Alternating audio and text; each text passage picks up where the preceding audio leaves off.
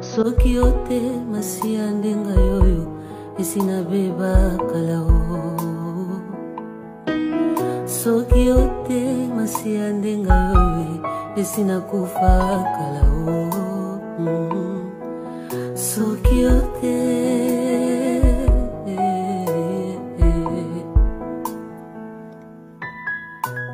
onyuso yanga ekosanjola mokonzi oyandi maliwa onanga moero est digne de louange. Je sais pourquoi je l'adore à genoux.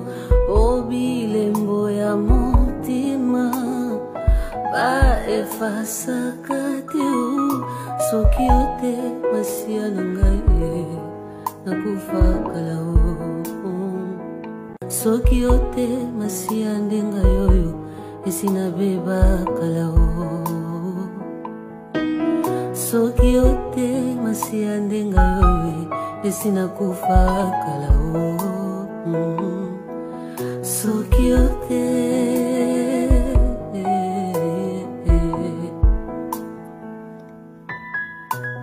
onyuso yanga ekosanjola mokonzi oyandi maliwa onanga moero est digne de louange.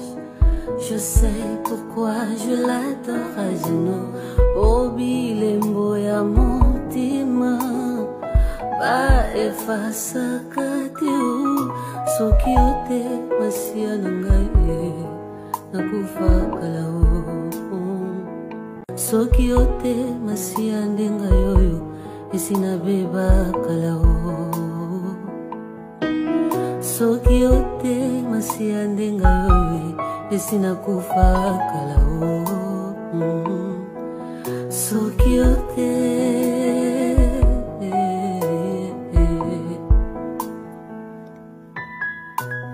onyuso yanga ekosanjola mokonzi oyandi maliwa onanga moero est digne de louange. Je sais pourquoi je l'adore à genoux. Obilembo ya motima ba efasa katiu. Soki ote masia nangaye nakufa kalao. Soki ote masia ndenga yoyo esina beba kalao. Soki ote masia ndenga yoyo esina kufa kalao. Soki ote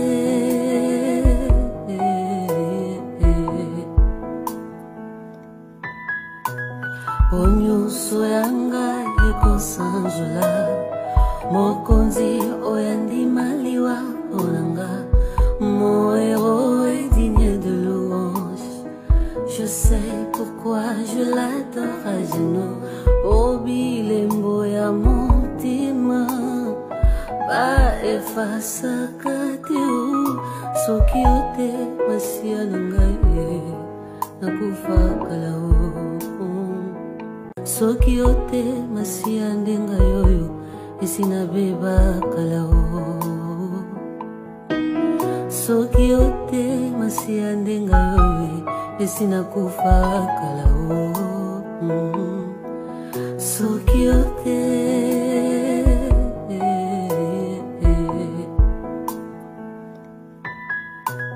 onyuso yanga ekosanjola mokonzi oyandi maliwa onanga moero est digne de louange. Je sais pourquoi je l'adore à genoux. Obilembo ya motima ba efasa katiu. Soki ote masia nangaye nakufa kalao. Soki ote masia ndenga yoyo esina beba kalao. Soki ote masia ndenga yoyo esina kufa kalao. Soki ote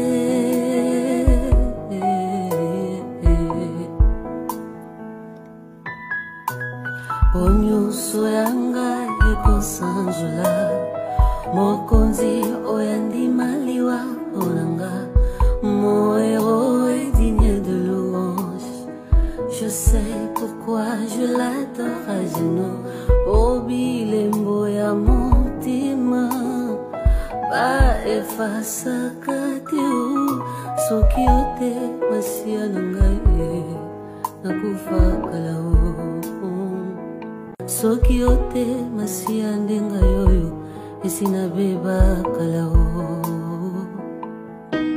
Soki ote masia ndenga yoyo, esina kufa kalao. Soki ote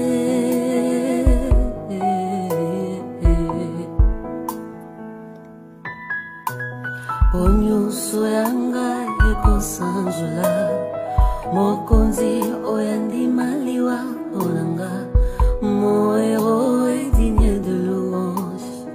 Je sais pourquoi je l'adore à genoux, au bilembo ya motima, ba efasa katiu, soki ote masia nangaye, nakufa kalao.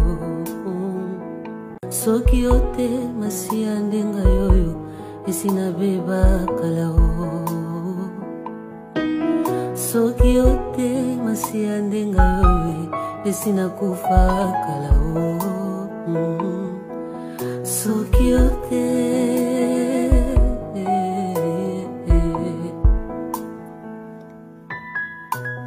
onyuso yanga ekosanjola, mokonzi oyandi maliwa onanga, mon héros est digne de louange. Je sais pourquoi je l'adore à genoux, au bilembo ya motima, ba efasa katiu, soki ote masia nangaye, nakufa kalao. Soki ote masia ndenga yoyo, esina beba kalao. Soki ote masia ndenga yoyo, esina kufa kalao. Soki ote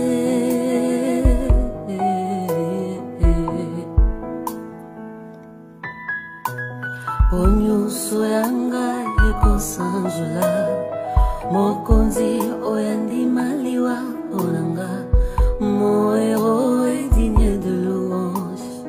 Je sais pourquoi je l'adore à genoux, au bilembo ya motima, ba efasa katiu, soki ote masia nangaye, nakufa kalao.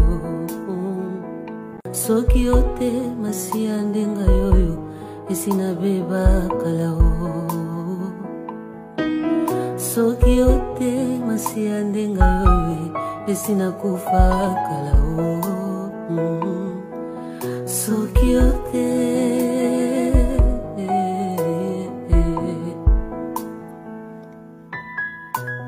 onyuso yanga ekosanjola, mokonzi oyandi maliwa onanga, mon héros est digne de louange. Je sais pourquoi je l'adore à genoux. Et à une prière d'ouverture qui sera suivie d'une courte exhortation, nous inviterons l'un des pasteurs de l'église Crisco qui viendra laisser ce moment dans la main de l'Éternel. Et après le moment de l'église, nous allons prendre ou vous lire en quelques lignes ce qu'a été la vie, le parcours de Maître Hippolyte. Et après la lecture de la biographie, nous allons inviter l'un des enfants de Maître Hippolyte qui viendra nous lire un petit mot qu'ils ont prévu pour honorer la mémoire de leur très cher papa. Ce témoignage, nous allons directement passer au dépôt de gerbes de fleurs qui sera suivi d'une courte exhortation. Pardon, qui sera suivi de recueillement. Et après le dépôt de gerbes de fleurs et recueillement, il y aura un des membres de la famille, Monsieur Kembala, qui viendra nous dire un petit mot de remerciement de la famille. Puis nous allons prendre le chemin du cimetière de la Gombe, là où reposera éternellement la dépouille de Maître Hippolyte. Et après l'enterrement, nous allons tous nous retrouver dans la salle Falbob, là où nous étions hier à la veillée mortuaire. La famille a prévu le bain de consolation. Mesdames et messieurs, sans plus tarder, je m'en vais inviter le pasteur de l'église Crisco pour une prière d'ouverture et aussi papa au maître Hippolyte. Si vous avez prévu une gerbe de fleurs, s'il vous plaît, prière de me voir, je serai tout juste à côté du pasteur. Et nous vous signalons aussi que ces obsèques passent en direct sur une chaîne YouTube au nom de Abba Mokolo TV. Si nous avons des personnes qui ne sont pas présentes parmi nous ce matin, dites-leur de se connecter à la chaîne YouTube Abba Mokolo TV. Amen. On peut s'asseoir. Voilà, c'est une exhortation, mais c'est juste une interpellation à chacun de nous.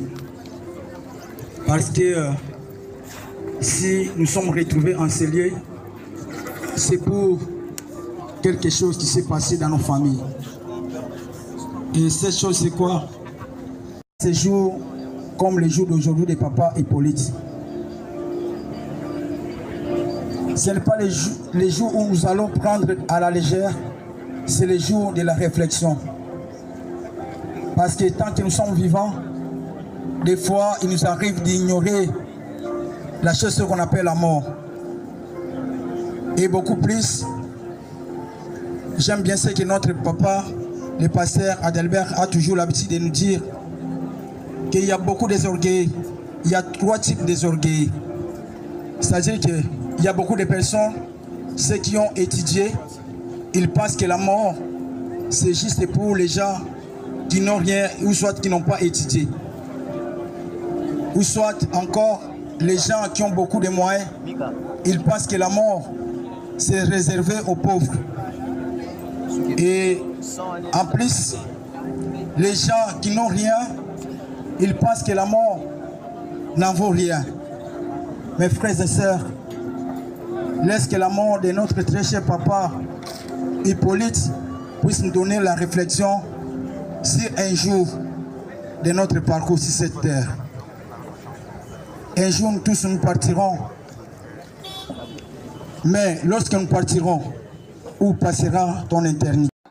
Na évité vidéo oyo ernime kokoma ekomela bino ezali mama Joséphine mama Zozo na yebi bino solution oyo ezali solution ya ba problème na biso yango ezanini ba problème na biso yango eza ba problème ya santé eza ba maladie oyo eza kati na biso ba maladie telle que diabète, tension, AVC, prostate, ba hernie, ba maladie wana nyonso tout oyo ezo déranger biso, ba ménopause, mutu pasi, maladie nini, épilepsie, maladie nyonso tout oyo ezo déranger ndeko na yo, oyo aza pembe na yo ezo déranger mwana na yo, oyo ya cancer, oyo ezo déranger biso. Solution yango yo na yeli yo solution ya ba produit na biso ya naturel ba produit oyo ezali ba complément alimentaire ba produit oyo ezali 100% naturel ba produit na biso ya Occident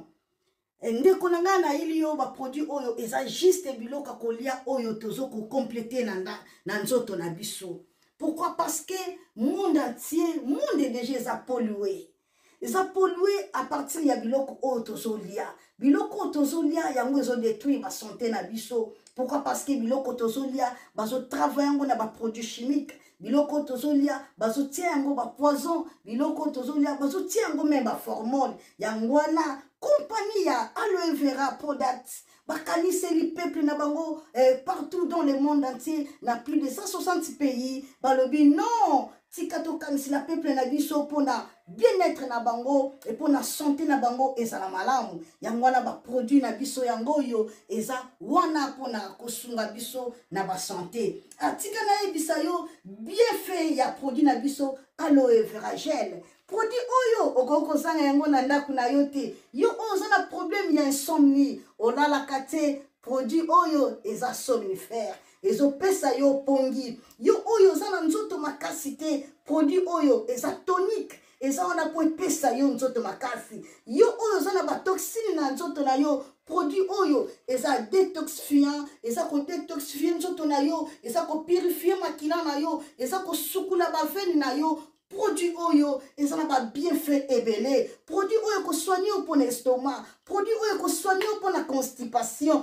produit oyo eza produit moko eza ko sunga système immunitaire na biso. Yangwana ndeko yo ko zanga ba produit oyo te pour la santé na yo. Santé ezana prité, santé ezana prité. Yangwana somba produit oyo soki omilingaka pe olingi libota na yo, olingi mobali na yo, olingi bana na yo te okoko sanga produit oyo te. Yango na yo ko présenter yo produit ya aloe vera gel. Yango soko lingi kozwa yango lolenge nini? Contactez Maman Joséphine na plus 44 79 853 90 849. Na balieni susu plus 44 79 853 90 849.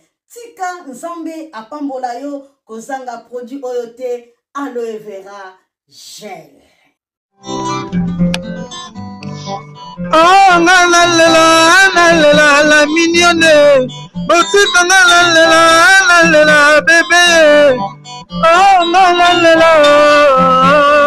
kina sala mignonne bongoli yango zero. Lo bezala kina 10 yo bongoli yango na 1. Yango zopesa posa kozongisa nga bébé na mbuma.